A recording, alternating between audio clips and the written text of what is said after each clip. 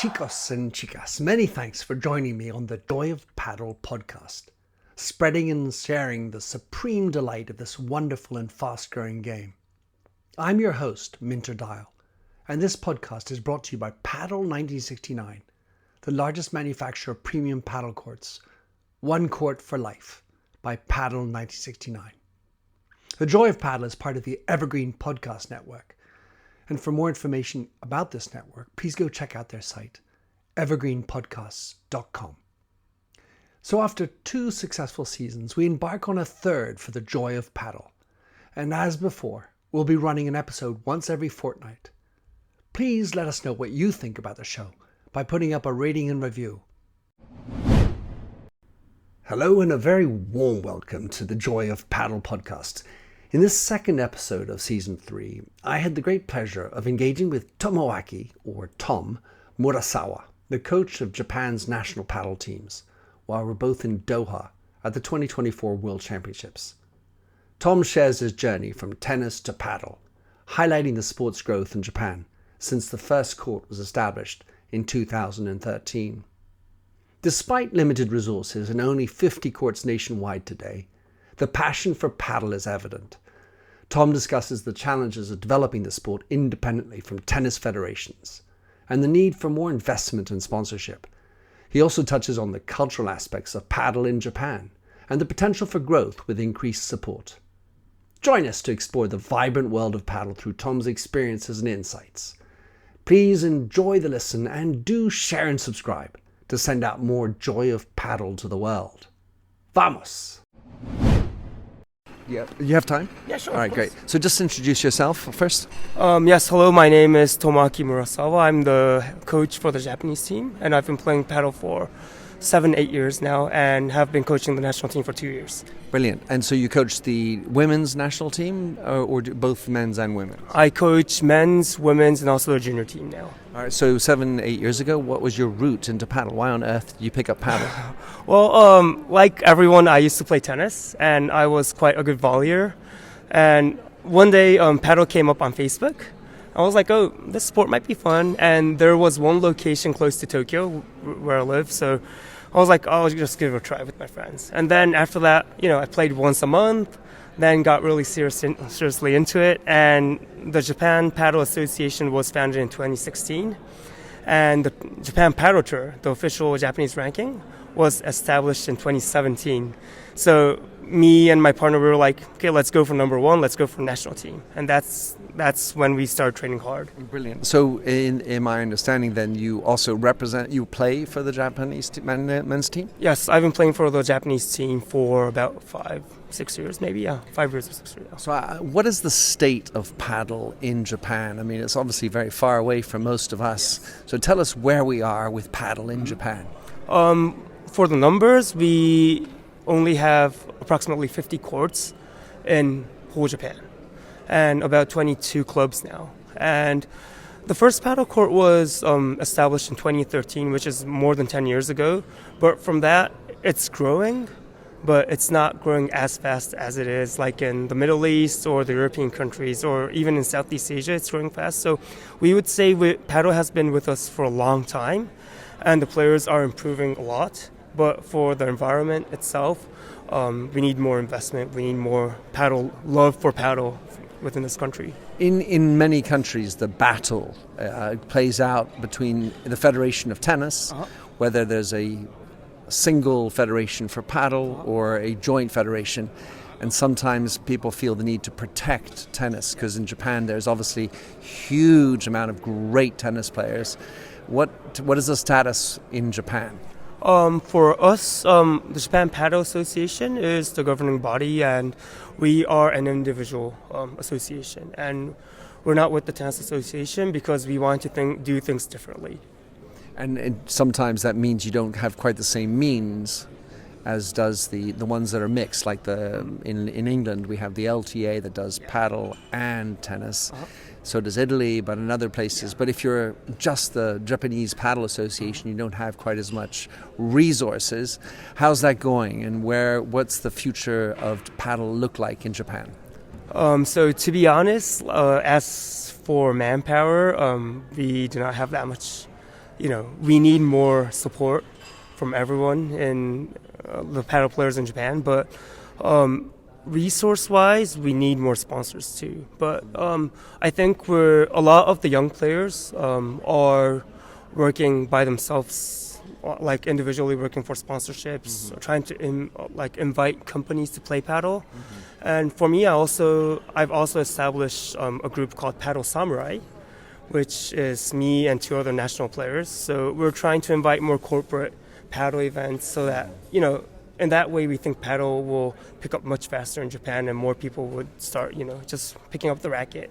Do you believe that the World Championships and your representation with the women's team here, to what extent will that help? Is there any coverage media-wise in Japan? Yes, it does mean a lot. And for this tournament, we've achieved the highest ranking as for the 4th time. So we do have a lot of coverage on media too, and we do have a lot of sponsors now and big companies from Japan. So we think this will help boost the sport in Japan somehow. Yeah. Well, so a lot of, I know in Japan Line is one of the favorite social media. I have a Line account, but I don't know to what extent Paddle is on Line. I'm assuming it's still more Facebook and Insta. In Japan, I would say it's more on Insta now, and also TikTok. Oh yeah, TikTok, of course. And online is just for it's like a messenger. So not much exposure online, but there are a few in Instagram and also TikTok. All right, I want to just talk a little bit more about your paddle. So you're playing tennis, you've converted to paddle. Where are you on the journey from getting rid of tennis habits or bad tennis habits, should we say, towards becoming a all-round good paddle player?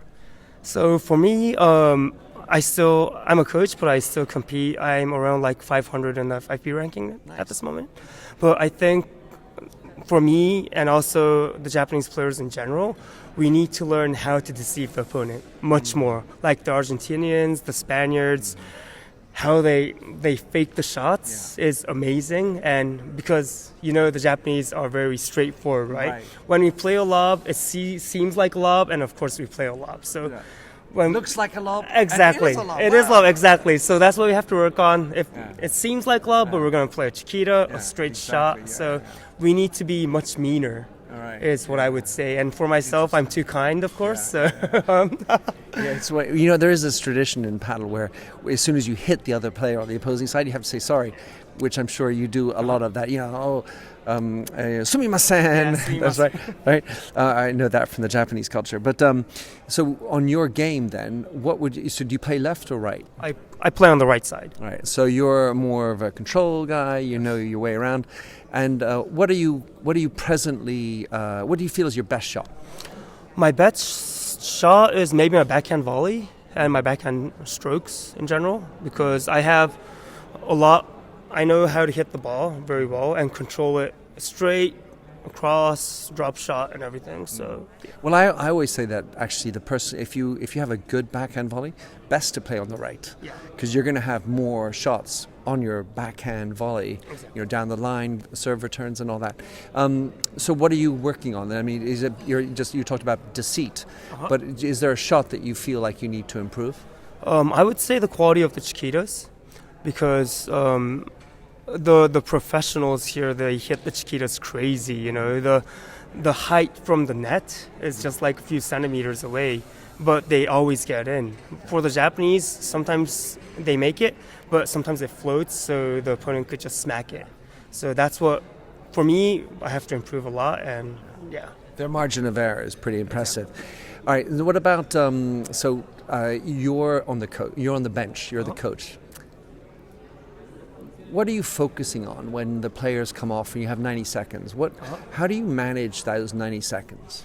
90 seconds is really short, is what I thought within this World Cup. But I just try to give them simple and short explanation of what's happening and what to focus on. Like, as an example, for the women, sometimes they try to be defensive at the net. So I just tell them to move your legs, just push 1 foot forward for the volley, and that's it. So I don't try to explain too much, just try to keep it simple. Yeah. All right, last question maybe. I've been in paddle for 50 odd years myself. I was wondering, to what extent do you believe there's a specific culture of paddle, and how does that translate into the Japanese culture?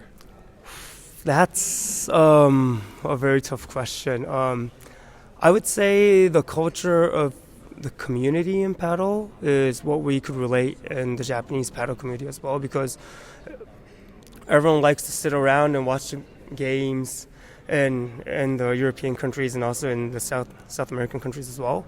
And the Japanese, we like to sit around and also, enjoy our beer, everything. We have the izakaya bunka, so, we like to hang out. But to be honest, today the Japanese paddle is lacking that kind of sense because the courts are very small. There's not that much place to hang out. So I think the sport matches Japan really well. The size of the court is small. We have a small land, which is perfect. But culture-wise, I think we could do much more so that so that the sport could fit or blend into the Japanese culture. All right, and so how do we get maybe the future of paddle? What can I do to help you make the future of paddle stronger in Japan? I would say, to be honest, we need more courts. So maybe if we could invite more investors from outside of Japan who would be interested in the mixture of Japan and maybe the British brand, maybe we could collaborate. Yeah. So I would say more investors and more paddle courts for the Japanese community. All right, so anyone out there who has any affiliation with Japan or any desire to go hang out in Japan, drink some great green tea, there you've heard the words. Thank you very much for being on the show, and good luck. You have one more day, right? Yes. Okay, go for it. Okay, thank you very much. The Japanese team is going strong, so thank you very much for all your support, and hope to see you soon. Thank you. So I hope you've enjoyed this Joy of Paddle episode. Please don't forget to subscribe to be the first in queue for the next episode. And if you like what you hear, please do share around with other paddle aficionados. This is a sport that deserves to be played by absolutely everyone. And if you've got a story that you'd like to share, please send me an email or, better yet, a voice note at nminterdial@gmail.com. With that, thanks for listening, and see you on the next episode of the Joy of Paddle podcast. Vamos!